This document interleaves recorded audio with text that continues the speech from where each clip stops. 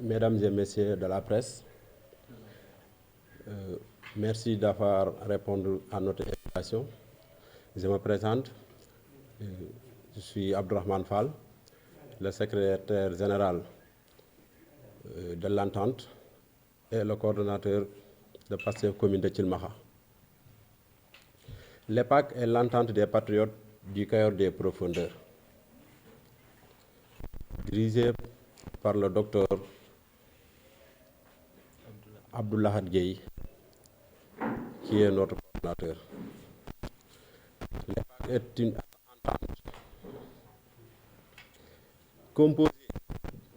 des coordonnateurs communaux de la zone, à savoir l'arrondissement de Niakhène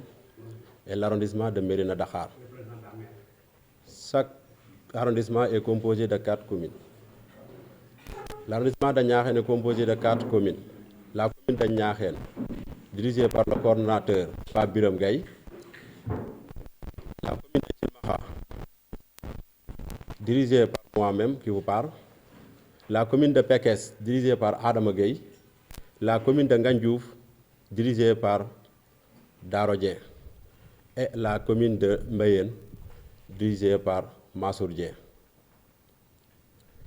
Sans plus tarder, je vais donner la parole au président de l'Entente, qui est à mon côté pour vous faire le point en français avant de donner la parole au chargé de communication qui est Adama Gueye. Le président, à vous la parole.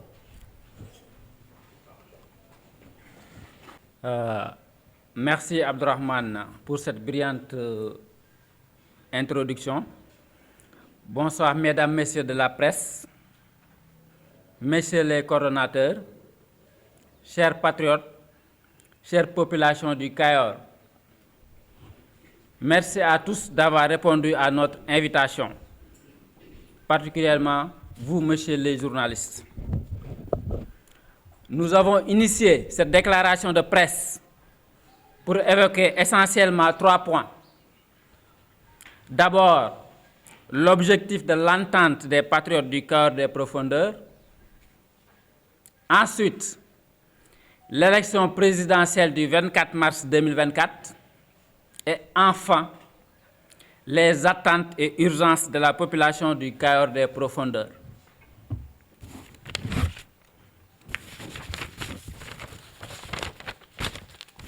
Pourquoi avons-nous mis en place cette attente? C'est pour constituer une force de proposition, une force de frappe et surtout un bouclier pour cette partie du Sénégal. Les 2 arrondissements, à savoir Mérina Dakhar et Niakhène, toujours laissés en rade dans les instances de décision, mais aussi dans les politiques de développement, n'accepteront plus d'être le parent pauvre du régime. Voilà pourquoi nous avons mis nos forces ensemble. Parce que 8 communes, ce n'est pas rien. Pour le deuxième point, c'est par rapport à l'élection présidentielle de 2024. L'EPAC, à travers ma voix, remercie du fond du cœur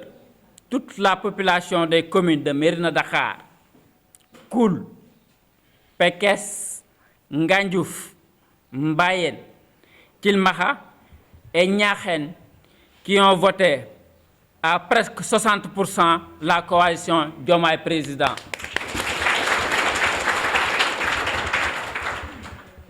Mais nos remerciements vont surtout à l'endroit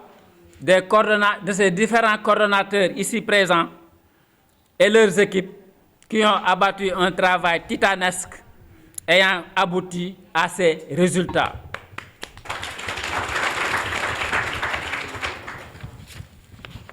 Comme troisième point, nous allons aborder qui sera juste en guise de rappel, parce que c'est nous qui avons mis ce système en place, ce sera juste en guise de rappel, les urgences du Cayor. Le Cayor souffre de beaucoup de maux, mais le temps qui nous est imparti étant un peu juste, Je vais juste énumérer les plus urgents. Il s'agit des travaux de la route Mekhe-Kilmaha,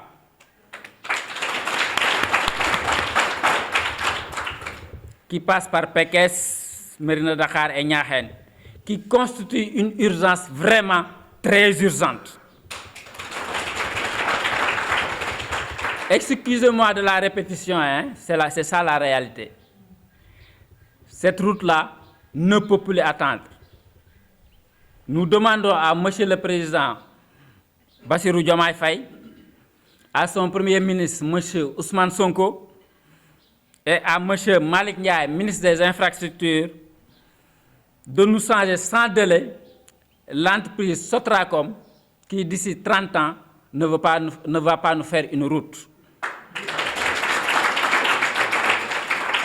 Et de signer un nouveau contrat avec une entreprise qui peut nous terminer cette route dans un délai raisonnable. Là, c'était vraiment le point phare de la conférence de presse, parce que les populations du Cayor ont beaucoup souffert. La zone est économiquement morte. Les gens souffrent du côté de leur santé. Vraiment, c'est le ras-le-bol total. Donc nous demandons aux autorités de vraiment nous terminer cette route parce que 3 ans quand même pour 43 km, ça fait trop.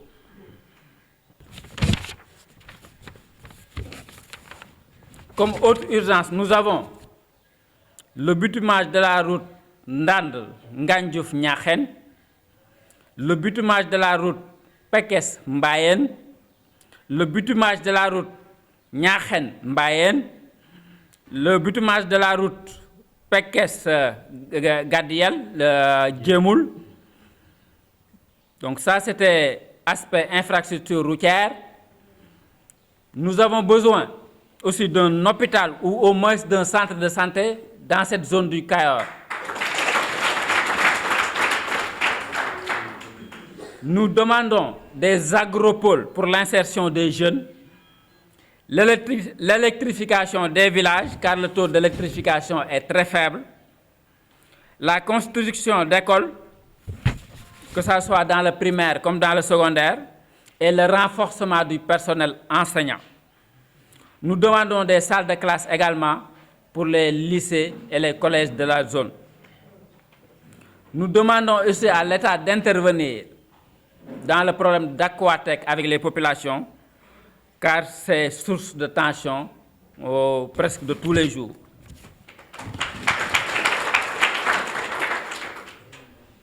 Voilà, Madame, Messieurs, je ne vais pas être très prolixe. Voilà les quelques mots que nous voulions aborder avec vous, les quelques points que nous voulions aborder avec vous. Nous remercions tous ceux qui ont pris part à la préparation de cette déclaration de presse, les journalistes et le coordonnateur Adam Gueye de Pekes, Pasteur Pekes, pour l'organisation et l'accueil. Je lui laisse d'ailleurs la parole pour la version Wolof de cette déclaration de presse. Je vous remercie.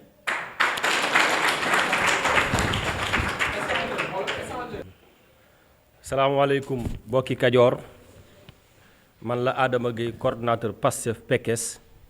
ñu ngi leen di nuyu bu baax di leen ziar di leen wax ne ndaje mi tey li tax ñu woote ko danoo taxawal ak kuréel goo xam ne si muy entente des patriotes du Cayor des profondeurs. kuréel googu nag danoo boole seeni doole mu lënkale ay arrondissement Mérina Dakhar ak arrondissement bu Niakhène bu ci nekk 4 communes. te communes yooyu ñoo boole seeni doole di xàccandoo di dóorandoo di xeex ak di taxawal intérêt yi nga xam si mooy Cayor des profondeurs. point boobu mooy point bi njëkk bi ci topp dañuy sant waa Kajoor des profondeurs di leen gërëm ci résultat yi nga xam ne si am nañ ko ci élection présidentielle yii nga xam ne ci leen jógee mën naa ne à 60% ci leen gagné. di ci sant bu baax coordonnateurs yi nga xam ne si ñoo newoon ci communes yi ak équipe yi nga xam ne ñoom lañ ko àndaloon parce que def nañ ci liggéey mucc ayib ba am résultat yooyu. ginnaaw cant ak ngërëm googu jëm ci coordonnateurs yi ak communes yi ci résultat yi ñu am ci élection yi dañuy ñëw ci ay jafe-jafe yoo xam ne si Kajoor nekk na ko walla am na ko loolu nag ay point d'urgence la loo xam ne si mënatul xaar biñ ci gën a yitteel moo doon tali bi nga xam ne si moo jógee Ngaay dem ba Cilmaxa jaar Mérina Dakhar jaar Pekes jaar Ñaaxeen tali la boo xam ne si société bi naan Sotracom moo ko yor waaye mën naa ne ñaari at yi ngi ñoo ngi koy liggéey ba léegi mënul fexe ba sotti ay député taxaw na assemblée nationale wax ay personnalistes wax nañ ci ay nit organisé nañ ay marche wax ci France daal di xëy dara sotteegu ci. kon nag dañuy interpeller état bi nga xam ne si moo fi nekk muy le président Diomaye Faye jiitu ko ak son premier ministre Ousmane Sonko ak le ministre des infrastructures muy El Hadji Malick Ndiaye di leen wax ne Kajoor mu ngi ciy jafe-jafe. jafe-jafe nag ñun ñi di leader en tant que leader politique bokk ci Pastef ñoo leen koy yeggee di leen fàttali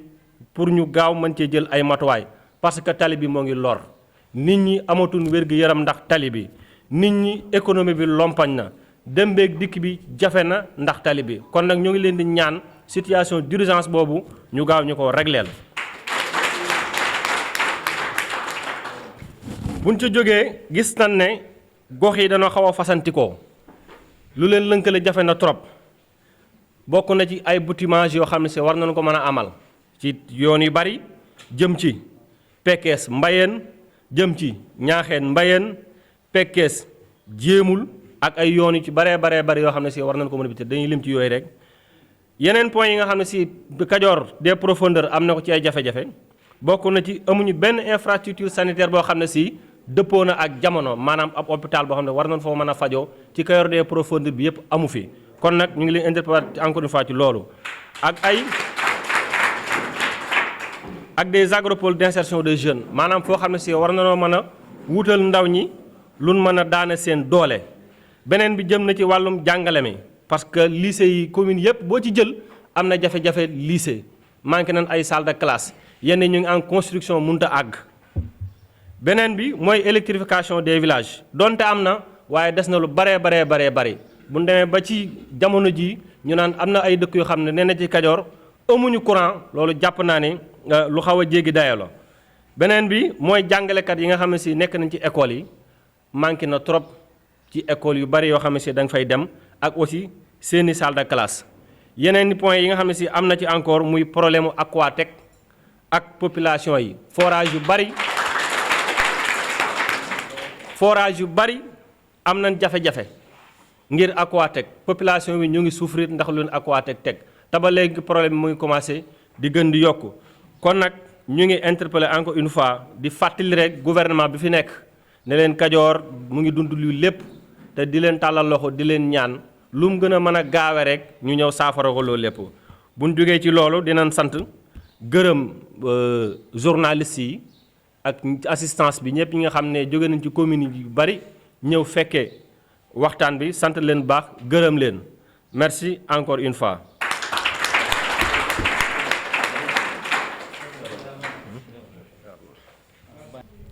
ñu ngi leen di nuyu kenn ku ci nekk sa tur ak sa sant di wax ni man El Hadji Meissa Sall laa tudd dëkk fii nekk représentant maire moom laa teewal si fii ci ndaje mi di rafetlu ndaje mi nag bi ma egsee gis ko sama xol dafa sedd dama kontaan ndax ñaari arrondissement yii nga xëy ñoo bokk lépp suñu bokkee sumb leen daje fii di ko waxtaane yaakaar naa yi fu ñu fi jógee loola résultat dina ci am te li nga xam ne moom la ñu daje fii di ko waxtaane day loo xam ne lu soxal gox bi la ñëpp nag góor ak jigéen mag ak ndaw ñëpp la soxal ndax tali bii la jël na ñëpp nag amul ku mu bàyyi oto yi ñi ngi jógee fii di jëm ngaay yi jógee gaay di dem Touba am na ci yooni suuf la ñuy jaar nii ci àll bi ba kër ñu dem Cilmaxa côté yu nekk nag gox bu nekk oto yaa ngi fay jaar ci yooni suuf yi pour mën a dem Cilmaxa dabi goudron bi loolu nag xam nga mit na ba tax paas yi yomb na jafe na lool dëkk yi nga xëy ñoo ne ci diggante bi diggante ngaay ak fii pour dem day am problème ci ñoom ndax suñu demee ba diggante fii ak Mbaylaar nga xam ne boo ko seetee da bu matul 10 kilomètres ñu koy fay téeméeri dërëm ci oto yi loolu mitti na loo xam ne ay 100 francs lañ ko daa fay wala gën gaa bari 150 loolu mitti na te sax doo gis oto bu la yem li gën a bari ay saret ñoo fi daw saret yi ay fay 300 diggante fii ak ngéy ak diggante fii ak mbaylaar loolu métti na yoon wi kenn bëggatu ci aw ndax melakaan bi mu aw soo jëmee fii jëm Touba am na ñoo xam ñi ngi jaari fii dem kër Ngànna pour doggi télib kër Ngànna ba man cee jaar dem xam nga loolu métti na ñeneen ñi ñu ngi jéem a jaar fii di risqué di jaar ci rang bii diggante fi cilmaxa oto yi xërëng-xër yi saa boo yeggee di nga dépanné am nay teggi su waaye tegg yi nooy la yoo xam ni boo ci jaaree daanaka jaar ci rang la mi sax koy bit loolu métti na lool kon su yàlla dogalee ngeen dajaloo bokk seen lépp xool lii mu nekk jafe-jafe Kajoor ngeen ñëw toog fii di ko wax dañ leen ci war a sant di leen gërëm maire de mi ngi leen sant mi ngi leen gërëm xam ni dafa génn waaye fii moo war na teew fekk ndaje mi waaye nag dafa génn mu woo ma ni ma nag ma ko teew beneen bi ci dolli ko mooy dégg naa li ngeen wax lu am solo muy fajukaay moom lu ñàkk ci gox bi la ndax ay dispensaire ndaw rek a fi nekk te wax dëgg yàlla la tàmbalee ngaay ba ngay dem Cilmaxa ba ngay dem Ngëjju wax nañoo maanaam fii benn hôpital bu mag boo xam bii képp ku bëgg a faju man cee faju jàngalekat yi lii ngeen ci wax dëgg la ndax toujours ñun ñi ne ci maire yi dañu koy jàmbat ay maître di jàmbat ay salle de classe ak ay mille de clôture li gën a bari nag mooy mille de clôture moom moo gën a bari ay jafe-jafe ci école yi moom li jëpp kon bu ngeen dajee fii xalaat boobu ñëw toog fii di koy yebbi ñi ngeen koy wax dinañ ko dégg te dinañ leen déglu te yaakaar naa it su ngeen ci jógee dinañ ko jëfe ndax kat nit ki amul lul ka ko bëgg ak ka ko yëg te it Jomaay xam ne Kajoor bëgg nañ ko yëg nañ ko ndax élection yi boo nee jàkk résultat yi fi am ku ne xam ni Kajoor bëgg nañ Jomaay Fay te it Jomaay wax naa ni ma ko gisee xale bu yaru la boo xam bi yaakaar naa ni réew mii de dina ko changé te xam naa réew mi dina am changement bu mag kon nu ngi koy ñaanal suñu borom jàppale ko moom ñi koy jàppale ñëpp ba li mu suñu ci réew mi yegg ñu ngi sant ñëpp di gërëm ñëpp asalaamaaleykum wa rahmatulahi taala wa barakatu jërëjëf